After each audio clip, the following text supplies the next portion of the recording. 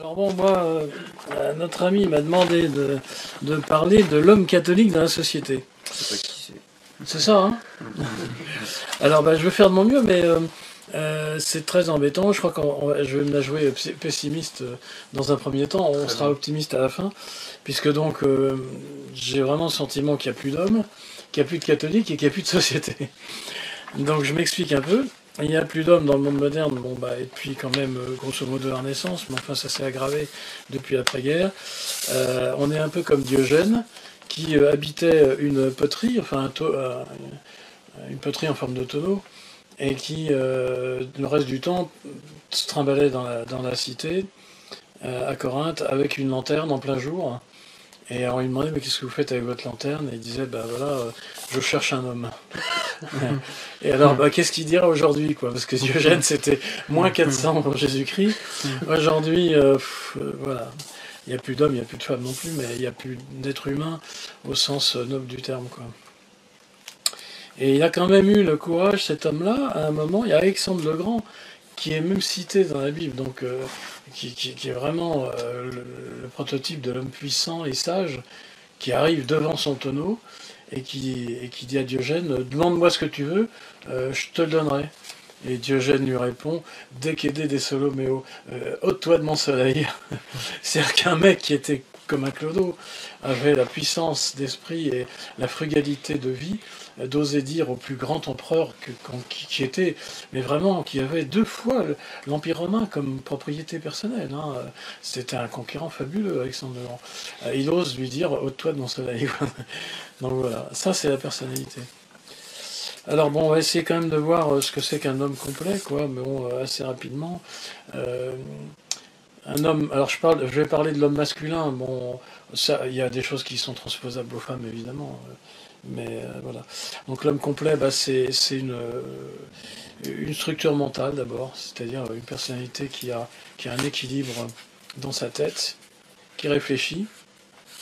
Le prophète Élisée disait déjà, lui aussi, 5 siècles avant Jésus-Christ, le monde est fou parce que personne ne réfléchit dans son cœur. Et le même disait aussi, une charretée de cons n'a jamais valu un seul homme sage. Enfin, c'est moi qui traduis librement. Donc voilà, équilibre mental, réflexion, recul. Donc c'est un peu ce qu'on fait aujourd'hui, c'est de réfléchir. Et On essaie du moins. On essaye.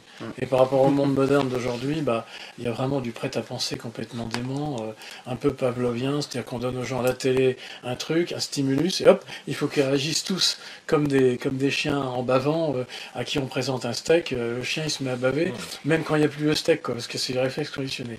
La télé, c'est ça, c'est une catastrophe. Les gens ne pensent plus par eux-mêmes, on leur envoie un stimulus, et hop, après ils sont tous Charlie, ou ils sont tous avec les petites bougies, etc., mais ils réfléchissent pas aux causes de ce qui leur arrive. Donc voilà, l'homme, un vrai homme, c'est un homme qui réfléchit, que ça qui prend du recul. Ah ça recommence. Voilà. D'ailleurs, ce que disait, je crois que c'est Bossuet, disait, Dieu se rit des hommes qui se navrent des effets dont ils chérissent les causes. C'est-à-dire que les gens chérissent l'islam, chérissent tout le péché, etc. Et ils s'étonnent qu'il y ait des islamistes qui viennent les égorger et que le péché, finalement, va les balancer en enfer. C'est aberrant, quoi. Faut réfléchir 3 minutes. Hein. Je veux dire, quand une maman empêche son enfant de toucher à la glace du poêle ou de la gazinière, c'est que ça brûle. Si le gosse le fait, il le fait une fois, il le fera pas deux.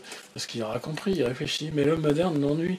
Il retourne à son vomi et ça n'a pas de fin, quoi. Enfin bon, ça va en avoir une prochainement, mais... Excusez-moi, je suis un peu violent. Non, mais c'est clair, enfin, c'est assez... Je disais, une personnalité donc solide, une capacité de recul et de réflexion sur les événements, sur la vie et sur eux-mêmes, et puis un décideur. Un décideur parce que l'homme, contrairement à la femme, il est fait pour gérer sa vie, gérer la vie de sa petite famille et gérer la vie de la société s'il est appelé à faire partie des élites et qu'il a les talents pour ça. Et donc l'homme doit être un décideur. Les couilles molles qui décident jamais rien, c'est insupportable, quoi. Hein. Surtout en père de famille. Dans une famille, c'est une catastrophe, quoi. Hein. Vraiment. D'ailleurs, l'Ancien Testament dit celui qui ménage la verge à son fils est un criminel. La verge, c'est un bâton qui sert à battre. Hein. Donc, il faut vraiment des hommes qui soient des hommes, quoi. Alors, j'avais noté viril, bon, bah, c'est l'évidence même. Hein. Mais aujourd'hui, il n'y a plus de. Quand on voit Conchita Wurst, par exemple, on a une bonne idée de ce qu'est la virilité aujourd'hui. Et bon, voilà. Alors, j'en viens, ça c'était l'aspect naturel. J'en viens. Conchita Wurst, Ça vous dit rien? Bah, vous avez raison de ne pas voir la télé. C'est une sorte de pseudo-transsexuel qui porte la barbe, mais qui en même temps a les cheveux frisés jusque-là, et qui s'habille en femme avec des soutifs et des strings, et qui a gagné l'Eurovision il y a 1 an, 2 ans, 3 ans peut-être maintenant. Et c'est ça le prototype qu'on a primé ayant gagné l'Eurovision. Voilà le modèle des hommes pour la société moderne aujourd'hui. Qui vient de Suède, là, je sais plus. Ouais. Quelque chose comme ça, ouais. Bon bah voilà quoi, donc on a tout en une seule image, c'est terrible. Alors l'intérêt c'est quand on est sur internet, on a ce genre de trucs. Moi j'ai absolument ni télé ni rien, mais grâce à internet et parce que me signalent tous mes amis, je me fais une idée évidemment de ce qui se passe, et après l'image peut être ressortie, utilisée pour des topos qu'on peut illustrer, pour dire voilà, vous voulez ça comme homme, vous mettez le portrait de Saint-Louis par exemple, et puis en face, vous mettez celui de Conchita Wurst, et puis voilà, il faut choisir. Quoi. Mais c'est même plus un contraste, là, c'est... C'est un abîme. C'est un abîme. Oui, non, on vit un monde fabuleux parce que c'est une décrépitude absolue qu'on n'a jamais connue. Là, je vous fais un panorama un peu depuis la création du monde. Hein. On n'a jamais vu un tel degré d'abachissement, de confusion des esprits et de non-sens, d'antisens, de contresens, de contre-vérité instituée. On est dans un monde de dingue, quoi, absolu. Et c'est pour ça qu'il n'est pas possible que ça dure encore longtemps sans que le bon Dieu mette un siffle à fin d'un raclé, quoi. Voilà, ça va péter, tout le monde le sait, on a des prophéties pour ça, la salette Fatima, mais sans vouloir vous foutre la trouille, un homme averti en veut deux, et c'est certain que ça ne peut pas durer. Dieu ne peut pas laisser le péché comme ça. Il a fait le déluge une première fois, il a fait Sodome et Gomorrhe une deuxième fois. Il nous a envoyé des châtiments à chaque fois qu'on a fait des conneries. En France, on a eu la Révolution française et toutes ces suites qui sont absolument catastrophiques, comme un châtiment. Et aujourd'hui, le châtiment va arriver, mais c'est l'ensemble de l'humanité d'un coup. Quoi.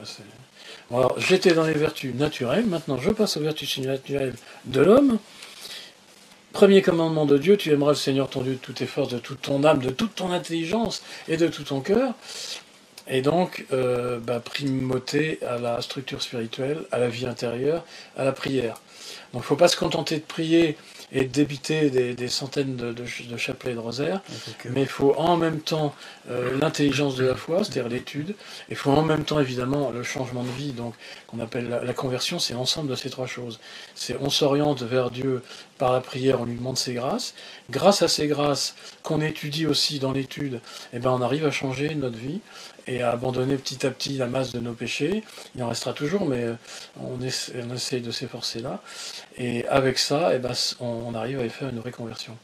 Donc, structure surnaturelle, c'est-à-dire prière, étude. Alors, il y a un petit point important qui est en rapport avec le premier commandement de Dieu. Si on dit qu'on aime Dieu de tout son cœur, il faut aussi l'aimer de toute son intelligence. Et donc c'est vraiment vital d'avoir un niveau, de s'efforcer d'avoir un niveau d'études religieuses équivalent à son niveau d'études profanes. Personnellement, moi qui ai connu un milieu intellectuellement assez riche, j'ai plein d'amis médecins, chirurgiens, des gens top niveau, des ingénieurs et tout. Ça m'a frappé quand j'étais plus jeune de les voir jeunes diplômés avec un niveau d'études colossal sur le plan naturel et qui n'avaient même pas la connaissance de leur petit catéchisme de base que les gamins de 8 ans dans les bonnes familles ont quand ils ont le catéchisme de Saint-Pédis à la maison ou leur maman qui leur a appris le petit catéchisme. C'était dingue de voir ces grands gaillards de 20 ans qui étaient nullissimes dans leur religion, alors qu'ils étaient de bonne famille catho. Ils ne connaissaient rien. Il faut bien le dire, ça. Faut bien dans préciser. Une famille catho, parce que avoir zéro niveau de culture. Ils sont pas aidés, ils n'ont pas eu, de par l'éducation, de par... les gens qui n'ont pas eu l'éducation, qui n'ont pas le milieu catho, ça, etc., et qui découvrent la foi, c'est fabuleux, c'est formidable. Il faut s'aider soi-même quand on est dans ce cas-là, et il faut aider les autres quand on a des amis. On avait des gens qui débarquaient de la société civile, entre guillemets, qui n'avaient jamais entendu parler pour Dieu. Hein. Comme disait un gosse, enfin c'est une anecdote qu'on disait à l'époque. Est-ce que vous entendez parler du bon Dieu, demandait le curé. Alors il y a un petit qui lève la main. Oui, surtout quand papa répare sa mobilette. C'est-à-dire que le père devait jurer bon Dieu de bon Dieu, et du coup, c'était le seul moment où il attendait pareil. Bon D'accord. Dieu. Voilà, C'est bon, cool. je rigole, c'est un péché grave hein, que de jurer, mais une atteinte encore au premier commandement. Donc, voilà. Alors vraiment, Disons, c'est une essayez de anecdote hisser assez, votre niveau de culture religieuse au niveau de votre culture profane. Sinon, vous êtes le jeu de toutes les conneries de la propagande, de la télé et du reste, et de la société moderne. On va vous raconter pique-pente de l'église qui est abominable. Bon, ben voilà, l'église abominable, ça a donné les cathédrales, ça a donné les saints, ça a donné les sœurs servantes des pauvres qui, encore aujourd'hui, vont soigner gratos les petits musulmans du quartier là-bas de Tréazé où elles sont, avec une charité débordante, quoi. Voilà. Donc, il faut être à même, comme dit saint Paul, de rendre compte de l'espérance qui est en nous. Et comme dit encore saint Paul encore, quand j'étais petit, je raisonnais petit, maintenant que je suis grand, il faut que je raisonne comme grand, et je dois avoir des arguments, quoi. Arrivé à 20, 25 ans, il faut que j'ai quand même la capacité de rendre compte de l'espérance qui est en moi, et de connaître ma religion, ma foi, l'histoire de l'Église, tout ce qui me permet d'être bien dans mes baskets de catholique, tranquille, bon, même si mes baskets malheureusement sont faites par les Chinois qui ne doivent pas être catholiques. Voilà, c'est vraiment très important, Il y en quoi. a de plus en plus. Et là, ça, l'importation, c'est pas évident. Non, mais il y en a de plus en plus aussi de Oui. Chinois qui deviennent catholiques. Oui, bien sûr. Ça a une Parce que ampleur, justement, absolument, ils ont une prédisposition intéressante, parce que c'est des gens qui ne sont pas m'as-tu vu comme les latins ou comme les arabes. Ah, et on est tous là, très fiers de nous et tout, très très machos. Ils sont plus réservés, mais ils réfléchissent plus. Et ce qui fait qu'effectivement, de tout temps, les Asiates se sont, bon, après avoir quelquefois fait quelques martyrs, ils se convertissent magnifiquement bien. Ça va devenir le premier pays catholique. Exactement. D'autant que il faut savoir aussi historiquement que les bombes d'Hiroshima et Nagasaki ne sont pas tombées par hasard là. Ils sont tombés dans les deux villes qui étaient les plus catholiques. C'est bizarre. Hein. C'est bizarre, hein. Bah, il n'y a pas de complot, non. Surtout, il ne faut pas être complotiste. Hein. Pas d'amalgame. Mais enfin bon, il faut le savoir. Hein. Et il y a une histoire magnifique d'un médecin qui était récemment converti, qui n'a retrouvé de sa femme pulvérisée que les grains de son chapelet et 2-3 grammes d'ossement qu'il a recueillis précieusement. Il a écrit un livre magnifique, je ne sais plus son nom, mais enfin c'est Achiré ou autre, on peut trouver ce bouquin, c'est très très beau. Et donc il y a une prédisposition chez certains peuples, effectivement, à la conversion à la fois, pour des raisons souvent culturelles ou de type de mentalité, quoi. Voilà. Et donc, alors, bah, ils sont notre niveau d'études religieuses au niveau de notre niveau profane. Et puis, changement de vie, je vous conseillerais après, quand vous êtes un peu plus avancé, ou si vous avez envie de le faire tout de suite, de faire une bonne retraite de Saint-Ignace, parce que là, ça se coud. Mais en 5 jours, vous changez du tout au tout. Hein. J'ai des amis de Facebook qui étaient de tous horizons, éventuellement tatoués, éventuellement communistes, etc., qui viennent de faire la retraite dans l'année qui vient de s'écouler. J'en ai envoyé 15. Il y en a une, elle a embarqué une de ses copines, donc une femme de 40 ans, donc encore intellectuelle, assez bonne intellectuelle, elle est instite. Elle a emmené une de ses copines, qui s'est baptisée à la fin de la retraite, elle a été sa marraine, et elle a amené sa propre mère. Cette fille-là avait été élevée par une mère dans le silence sur les choses de Dieu, par crainte de son mari qui était athée, mais sa mère priait pour elle pour qu'elle découvre la foi.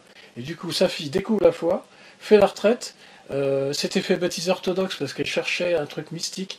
Elle a rencontré en premier un orthodoxe, elle a trouvé ça très beau, mais en poursuivant son chemin, elle a découvert que c'était pas la plénitude de l'unique église fondée par Jésus-Christ. Et donc, elle a découvert la retraite, et puis elle l'a faite avec un de mes amis prêtres qui est un type exceptionnel. Ça a super bien marché. Elle a emmené donc sa copine qui a été baptisée à la fin de la retraite, sa propre mère qui, du coup, a reçu aussi la confirmation et un certain nombre de trucs. Ça a été absolument formidable, quoi. Et j'ai des jeunes gens, des gens de 25-30 ans qui viennent de faire la retraite, qui sont à fond la caisse. Pareil, ils étaient dans des situations matrimoniales invraisemblables. Après sa copine, son ex-concubine, ils ont fait chambre à part pendant 6 mois. Elle a fait la retraite aussi, et là ils viennent de se marier magnifiquement, et ça fait un petit couple super ardent qui fait sa méditation tous les matins et qui étudie, il bouquine comme des malades. Hein. Alors là, tous, ils se mettent à l'étude et tout. Donc c'est de très beaux exemples contemporains là, que j'ai vus de mes yeux, auxquels j'ai un peu participé par mes prières et par mes arguments, mais c'est vraiment c'est vital de passer à l'acte. Quand on a bien prié, qu'on a bien étudié, il y a un moment où Dieu donne tous les déclics intellectuels pour comprendre de l'intérieur. Parce que moi, je vais vous dire de l'extérieur, après, il faut que dans la tête, ça fonctionne.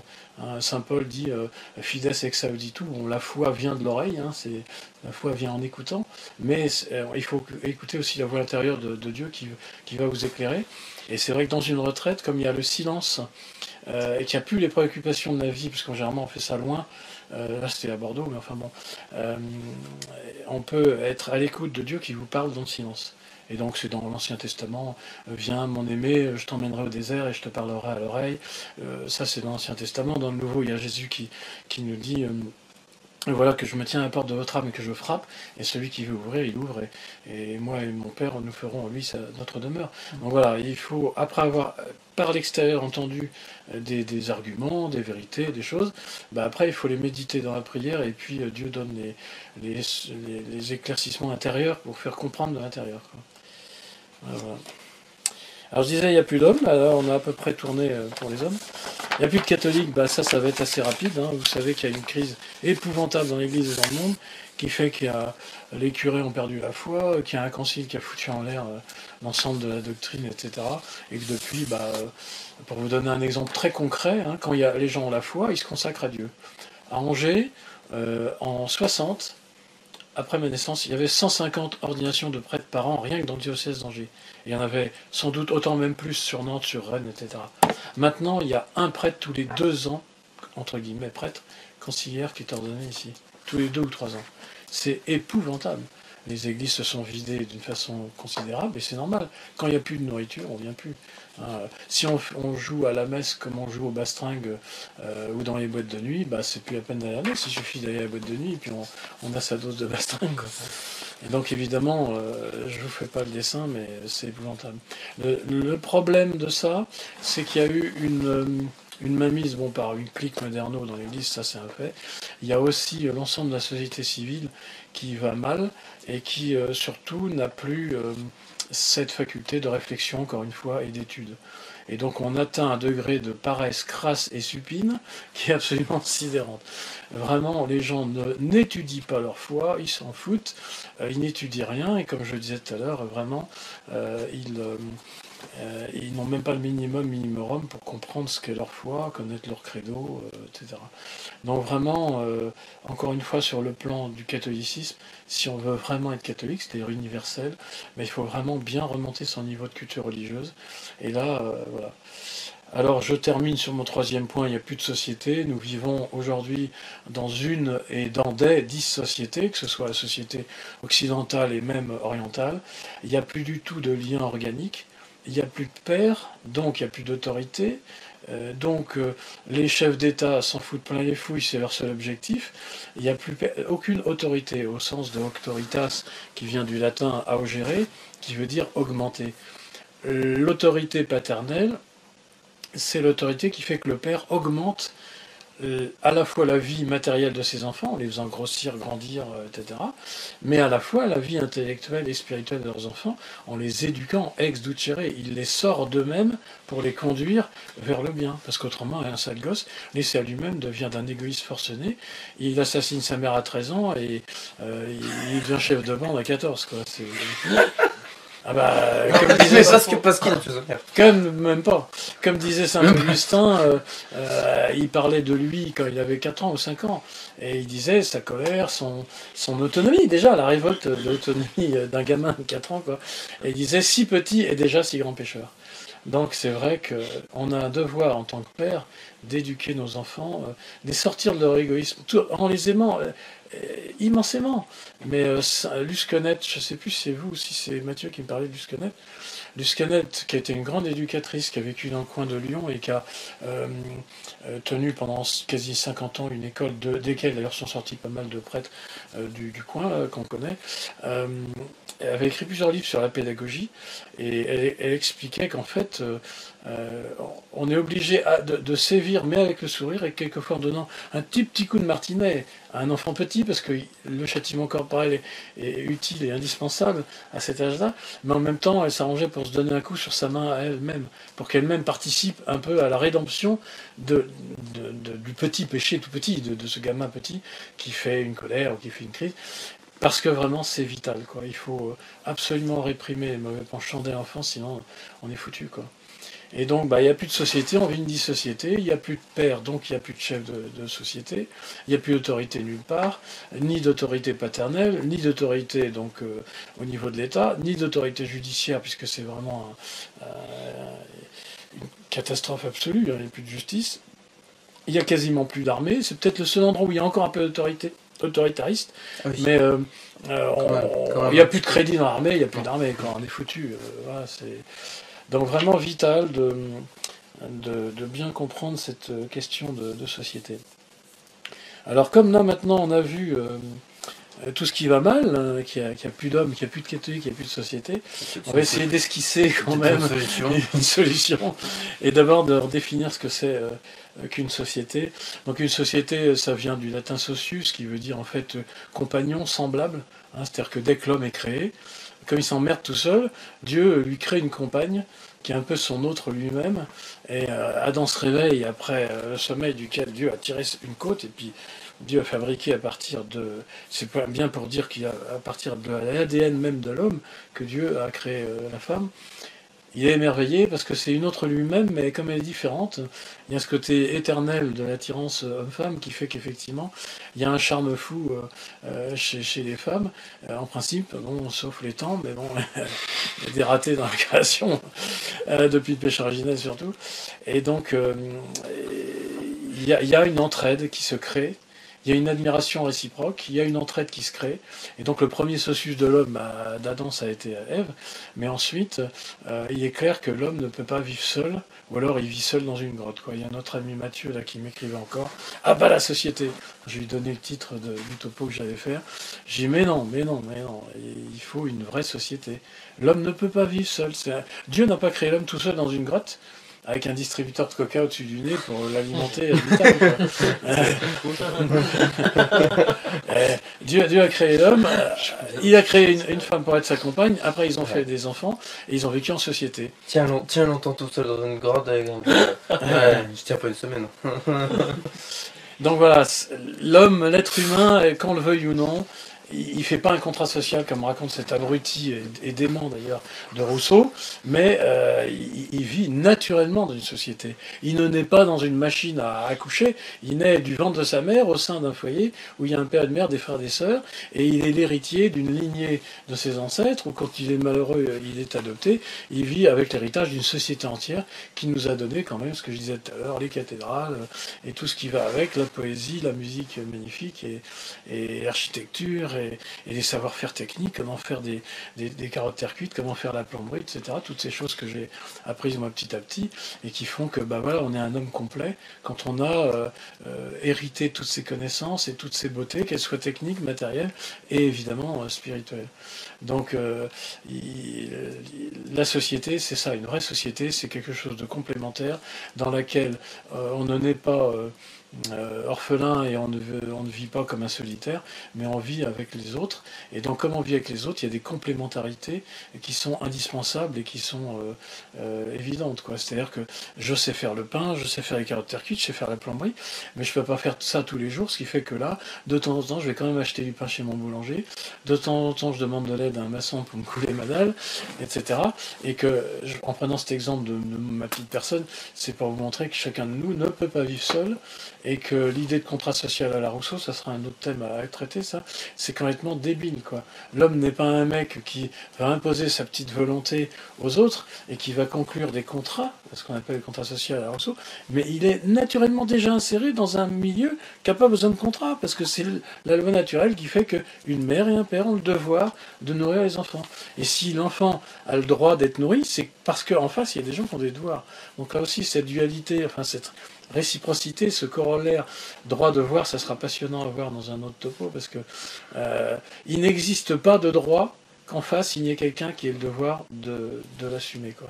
Oui, mais Donc aujourd'hui... tout ce qui est devoir, contrainte, tout ça, aujourd'hui c'est des mots, mais ah Bah oui, mais le problème c'est que c'est la base même de l'être humain. bien sûr. Et que quand on veut vivre dans une société dite de droit, comme c'est le cas aujourd'hui avec les droits de l'homme notamment, on promeut des droits, on promulgue, on décrète toutes sortes de droits que concrètement, en face, il n'y a personne à devoir donner.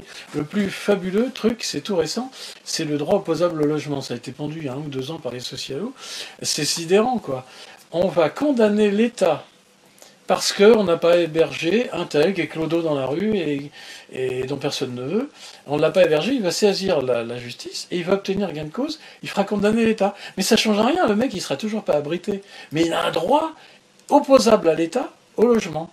Mais en face, comme personne n'a le devoir de le loger, parce qu'en fait, ça sera un autre topo, mais la société n'a pas le devoir de s'occuper de faire bouffer les gens, de les loger, de les transporter, de les soigner, etc. etc. Non, l'État n'a que 3 devoirs, qui sont les devoirs régaliens, je ferai une autre fois, et dont il ne s'occupe pas, c'est-à-dire frapper monnaie, défendre les gens et faire la justice.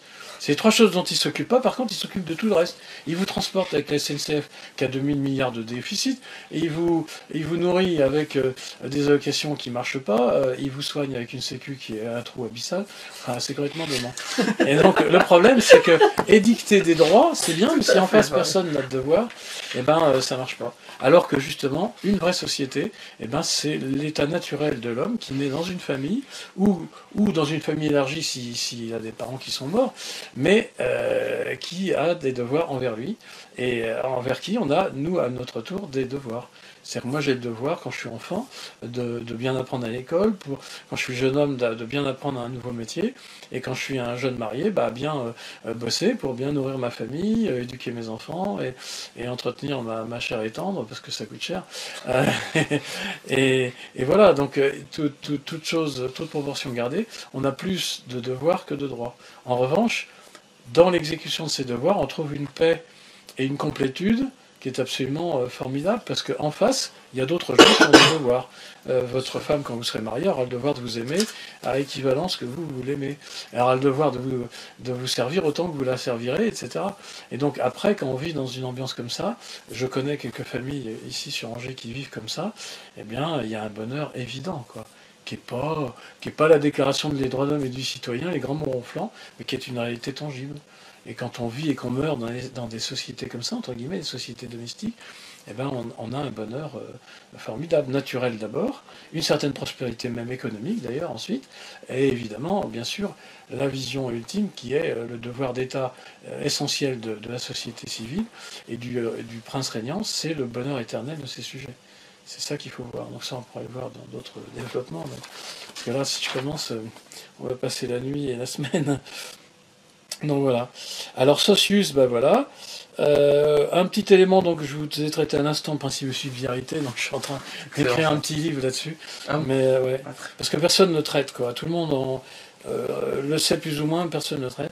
La subsidiarité, c'est justement le fait que tout ce qu'une communauté inférieure peut faire et doit faire naturellement, et bien qu'une communauté supérieure ne le fasse pas à sa place. D'une part parce que c'est injuste. Il n'est pas juste qu'un supérieur s'occupe de vos problèmes mineurs. Et donc, quel terme que vous employez pour ça? La subsidiarité.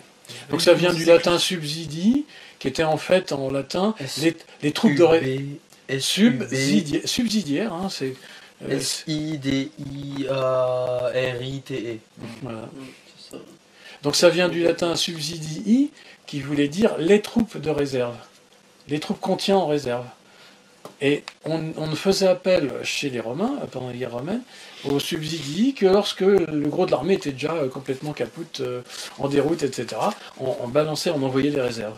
Et donc là, l'idée, c'est de dire l'essentiel de la vie doit être géré par les familles, les individus et les corps intermédiaires eux-mêmes, et l'État n'a à y voir que très peu et de très loin, parce qu'en fait, c'est pas son boulot. Et donc, une vraie société, qui n'est pas une dissociété, c'est une société dans laquelle l'État assume ses 3 fonctions régaliennes de défense avec l'armée, de justice avec une vraie justice juste, c'est-à-dire basée sur le dialogue, et qui bat monnaie de façon honnête, et qui donc permet une certaine richesse matérielle une prospérité économique, voilà, c'est ce que je voulais, le vrai terme, par l'honnêteté dans la monnaie qui n'est pas truandée, et qui ne subit pas d'inflation, qui ne perd pas sa valeur, et puis la justice qui, de l'autre côté, sanctionne les comportements de vol et d'escroquerie dans les échanges. Si l'État ne faisait que ça et qu'il le faisait bien, ce serait fabuleux. C'est ce qu'a fait l'État jusqu'à Louis XVI. Hein. Grosso modo, il y avait 3 grands ministères dans une société de chrétienté. Il n'y en a pas 50. Hein. Et donc aujourd'hui, l'État s'occupe de tout ce qu'il ne devrait pas s'occuper. Par exemple, l'école ne relève absolument pas de l'État. L'éducation relève des parents. C'est aux parents d'éduquer. Et c'est parce que les parents n'ont pas le temps ou qui n'ont pas toutes les compétences que, autrefois, on faisait appel à un maître d'école, soit privé pour une famille, soit pour plusieurs familles qui se groupaient. Ce que font mes amis aujourd'hui, il y a plein d'écoles sans contrat qui se créent où c'est des parents qui se groupent et qui, de façon naturelle, choisissent leur maître et leur maîtresse d'école et font une école familiale, où il y a un esprit de famille, où là, les gens sont intégrés dans leur culture familiale. Ils ne sont pas déracinés de leurs vraies valeurs, quoi. Et donc, autrefois, on fait croire aux gens qu'il n'y avait pas d'école avant Jules Ferry. C'est complètement délirant. Déjà au XVIIe et déjà au XIIIe siècle, avec saint Thomas d'Aquin, etc., il y avait des écoles quasiment dans tous les villages. En France, moi je fais de la généalogie. Dans les actes notariés de ma famille, j'ai retrouvé des traces du maître d'école. Il y avait un maître d'école à Carignac où il y avait 200 habitants dans le Quercy. Donc il y avait un maître d'école qui était quelquefois payé par la commune, par l'ensemble des familles qui se groupaient et qui, voilà.